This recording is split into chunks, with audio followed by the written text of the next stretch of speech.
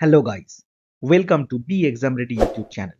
শুরু হয়েছে current affairs 2024-এর গুরুত্বপূর্ণ কোশ্চেনগুলোর আলোচনা। তাহলে চলো আর দেরি না করে শুরু করা যাক। বিশ্বের প্রথম মহিলা হিসেবে $100 বিলিয়ন মালকিন হওয়ার তকমা পেলেন কে? উত্তর ফরাসি মহিলা শিল্পপতি ফ্রাঁসোয়া বেটনকোর্ট। এটা ইম্পর্টেন্ট কোশ্চেনের মধ্যে কিন্তু একটি। ভারতের বৃহত্তম সমুদ্র সেতু অটল সেতু কোথায় গড়ে উঠল? মুম্বাইতে। 21.8 কিলোমিটার হচ্ছে এর দৈর্ঘ্য। ভারতের বৃহত্তম সমুদ্র সেতু হচ্ছে অটল সেতু। পাকিস্তান অধীনস্থ পশ্চিম পাঞ্জাবের প্রথম মহিলা মুখ্যমন্ত্রী হিসাবে কে নির্বাচিত হলেন? পাকিস্তান অধীনস্থ পশ্চিম পাঞ্জাবের প্রথম মহিলা মুখ্যমন্ত্রী হিসাবে কে নির্বাচিত হলেন? উত্তর হয়ে যাচ্ছে মরিয়ম নওয়াজ। মরিয়ম নওয়াজ শরীফ পুরো নাম। বাংলাদেশের প্রধানমন্ত্রী পদে পুনর্নির্বাচিত হলেন শেখ হাসিনা 11 জানুয়ারি 2024। ডেটটা মনে রাখবে, এটা পুরনো খবর। এই নিয়ে কতবার এই পদে নির্বাচিত হলেন তিনি? তাহলে এইবার নির্বাচিত হওয়ার পর টানা তিনি পঞ্চমবার নির্বাচিত হলেন।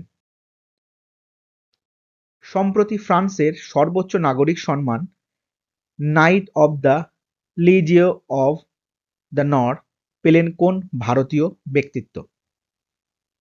সঠিক উত্তরটি হয়ে যাচ্ছে শশী থারুর। ঝাড়খণ্ডের নতুন মুখ্যমন্ত্রী কে হলেন? এটা একদম রিসেন্ট কোশ্চেন। সেটা হলো হেমন্ত সোরেন। এর আগে ছিলেন চাম্পাই সোরেন। অনূর্ধ্ব 19 ক্রিকেট বিশ্বকাপ জিতল কোন দেশ?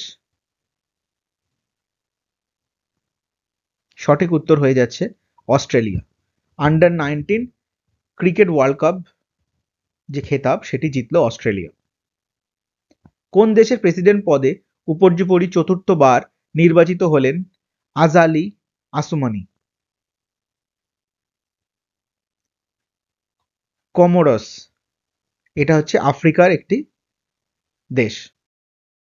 দ্বিতীয়বার পাকিস্তানের প্রধানমন্ত্রী পদে কে নির্বাচিত হলেন? শাহবাজ শরীফ। তিনি দ্বিতীয়বারের জন্য পাকিস্তানের প্রধানমন্ত্রী পদে নির্বাচিত হলেন। মালয়েশিয়ার নতুন রাজা হিসেবে কে অভিষিক্ত হলেন? মালয়েশিয়ার নতুন রাজা ইব্রাহিম সিকান্দার। বন্ধুরা, ভিডিওটা ইনফরমেটিভ মনে হলে অবশ্যই লাইক ও শেয়ার করো। চ্যানেলটিকে সাবস্ক্রাইব করে পাশে থাকা বেল নোটিফিকেশন আইকনটি অন করে রেখো আমার চ্যানেলের পরবর্তী ভিডিওগুলোর নোটিফিকেশন পেতে। তার দেখা হচ্ছে পরের ভিডিওতে। ততক্ষণ ভালো থেকো, সুস্থ থেকো আর দেখতে থেকো B exam ready YouTube channel.